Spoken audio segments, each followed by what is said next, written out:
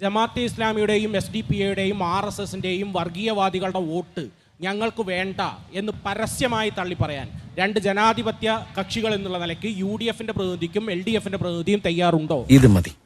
ഇതിലൂടെ ഞാൻ പിടിച്ച് കയറും. ഒരു ചെറിയ പ്രമോഷനുമായിട്ട് ഞാൻ വരും. ഞങ്ങൾ വളരെ കാലം മുമ്പേ പറഞ്ഞതാണ്, ഇപ്പോഴും പറയുന്നു, 1000 വട്ടം പറയുന്നു, SDP-യുടെ വോട്ട് ഞങ്ങൾക്ക് വേണ്ട, RSSന്റെ വോട്ട് ഞങ്ങൾക്ക് വേണ്ട. എന്റെ പൊന്നു ചേട്ടാ, ഇതൊരു 100 തവണ 100 പേരോട് പറഞ്ഞിട്ടുള്ള കാര്യമല്ലോ. ഇതെന്നാ വീണ്ടും വീണ്ടും റിവൈൻഡ് ചെയ്യുന്നത്? SDP നാടിനെ തകർക്കുന്നവരാണ്, നാട്ടിൽ മതരാഷ്ട്രവാദം ഉയർത്തുന്നവരാണ്. അവരെ നമ്മൾ ഒറ്റപ്പെടുത്തുകയാണ് വേണ്ടത്, കൂട്ടി നിർത്തുകയല്ല വേണ്ടത് എന്ന് ഞങ്ങൾ ആവർത്തിച്ച് പറയുന്നു. ഇനി SDP-യെ തള്ളിപ്പറഞ്ഞതിന്റെ പേരിൽ ഞങ്ങൾ ഈ തിരഞ്ഞെടുപ്പിൽ പരാജയപ്പെട്ടാൽ ആ പരാജയം ഞങ്ങൾ അഭിമാനത്തോടെ സ്വീകരിക്കും. ആണോ? ഭയങ്കര.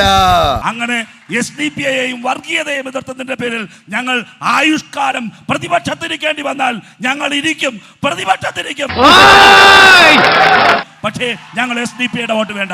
ഈ നാടിനെ തകർക്കുന്നവരാണ്. തള്ളിപ്പറയാൻ തയ്യാറുണ്ടോ? ഓരോ തെരഞ്ഞെടുപ്പ് വരുമ്പോഴും അവരുടെ നിലപാട് വീണ്ടും വീണ്ടും പുനരാവിഷ്കരിക്കേണ്ടതില്ല. തയ്യാറുണ്ടോ ഇല്ലേ? ഡയറക്റ്റ് തയ്യാറുണ്ടോ ഇല്ലയോ? വേണ്ട വേണ്ട, ഇവനെ വിട്ടുകളി. യെസ് ഓർ നോ എന്ന ചോദ്യം DYFI ക്ലാസ്സിൽ ചോദിച്ചാൽ മതി.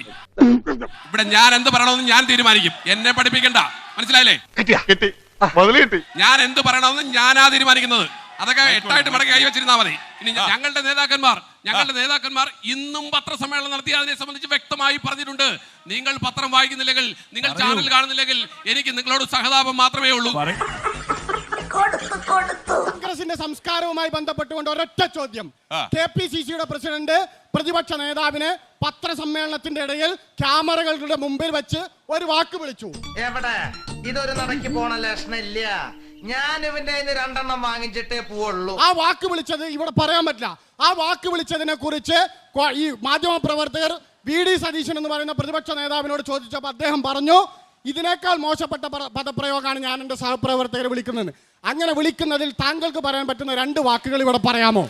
അവരുടെ സ്വകാര്യ സംഭാഷണം ലീക്ക് ചെയ്ത് പുറത്തു വന്നിട്ടുണ്ട്. പക്ഷേ ഒരാളും പരമാറി എന്ന് പരസ്യമായി വിളിച്ചിട്ടില്ല. ഒരാളും നികൃഷ്ടജീവി എന്ന് പരസ്യമായി വിളിച്ചിട്ടില്ല. ഒരാളും കുലകൊത്തി എന്ന് വിളിച്ചിട്ടില്ല. ഒരാളും ക്യാപിറ്റൽ പണിഷ്മെന്റ് കൊടുക്കണമെന്ന് പറഞ്ഞിട്ടില്ല. ഒന്നും വേണ്ടായിരുന്നു, വെറുതെ തെറി കിട്ടും.